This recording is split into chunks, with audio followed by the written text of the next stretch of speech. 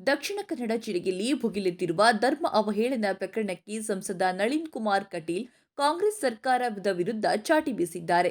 ಇಬ್ಬರು ಶಾಸಕರು, ಪಾಲಿಕೆ ಸದಸ್ಯರು ಹಾಗೂ ಸಂಘ ಪರಿವಾರದ ಸಂಘಟನೆ ಮುಖಂಡರ ವಿರುದ್ಧ ಕೇಸು ದಾಖಲಿಸಿರುವುದನ್ನು ಬೇಷರತ್ ಆಗಿ ವಾಪಸ್ ಪಡೆಯಬೇಕು, ವಿನಾಕಾರಣ ಜಾರಿಗೊಳಿಸಿದ ಶಿಕ್ಷಣ ಇಲಾಖೆ ಅಧಿಕಾರಿಯ ವರ್ಗಾವಣೆ ರದ್ದುಪಡಿಸಬೇಕು, ಇಲ್ಲದಿದ್ದರೆ ಬೀದಿಗಿಳಿದು ಹೋರಾಟ ನಡೆಸುವುದಾಗಿ ದಕ್ಷಿಣ ಕನ್ನಡ ಸಂಸದ ನಳಿನ್ ಕುಮಾರ್ ಕಟೀಲು ಎಚ್ಚರಿಸಿದ್ದಾರೆ.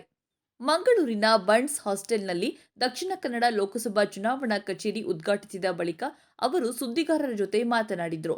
ನಮ್ಮ ಶಾಸಕರು, ಪಾಲಿಕೆ ಸದಸ್ಯರು ಹಾಗೂ ಸಂಘ ಪರಿವಾರದ ಮುಖಂಡರ ವಿರುದ್ಧ ಕೇಸು ದಾಖಲಿಸಿರುವುದನ್ನು ಹಿಂಪಡೆಯಿರಿ ಎಂದು ನಾವು ಕಾಂಗ್ರೆಸ್ ಎದುರು ಭಿಕ್ಷೆ ಬೇಡೋದಿಲ್ಲ, ಅದನ್ನ ಸಾರ್ವಜನಿಕವಾಗಿ ಹೋರಾಟ ನಡೆಸುವ ಮೂಲಕ ಎದುರಿಸುತ್ತೇವೆ ಎಂದರು. ಈ ಹಿಂದೆ ಬಾವುಟಗುಡ್ಡೆಯಲ್ಲಿ ಮುಲ್ಕಿ ಸುಂದರ್ ರಾಮ್ ಶೆಟ್ಟಿ ರಸ್ತೆಗೆ ಹೆಸರಿಡುವ ವಿಚಾರದಲ್ಲಿ ಕಾಂಗ್ರೆಸ್ನವರು ಅಲೋಶಿಯಸ್ ಶಾಲಾ ವಿದ್ಯಾರ್ಥಿಗಳನ್ನ ಕೂರಿಸಿ ಪ್ರತಿಭಟನೆಯನ್ನ ನಡೆಸಿದ್ರು. ಆಗ ಶಾಸಕರು ಪ್ರತಿಭಟನೆಯ ನೇತೃತ್ವ ವಹಿಸಿದ್ದರೂ ಯಾವ ಕೇಸು ದಾಖಲಾಗಿರಲಿಲ್ಲ. ಇದನ್ನು ನಾವು ಖಂಡಿಸುತ್ತೇವೆ ಎಂದು ನಳಿನ್ ಕುಮಾರ್ ಹೇಳಿದ್ದಾರೆ.